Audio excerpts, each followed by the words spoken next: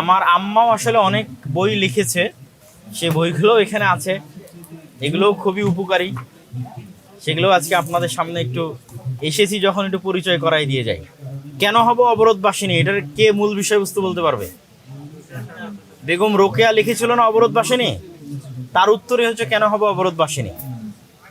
শিক্ষা বনাম জাহিলিয়াত, এটাতে কি থাকতে পারে, কে বলতে পারবে তোমরা? এই যে লাস্ট টার্মে যে সিলেবাস ছিল না, ওই পুরো সিলেবাসের প্রত্যেক বইয়ের মধ্যে কোথায় কি ভুল আছে পৃষ্ঠা নাম্বার উল্লেখ করা আছে।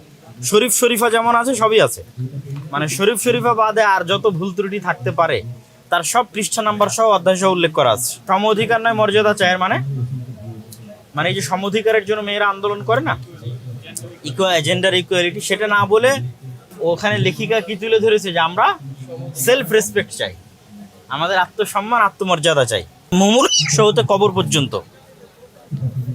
মৃত ব্যক্তির পাশে কি করতে হবে না করতে হবে, মৃত ব্যক্তির পাশে কি করা উচিত মানুষ জানে না, সবাই বিভিন্ন বেদাতে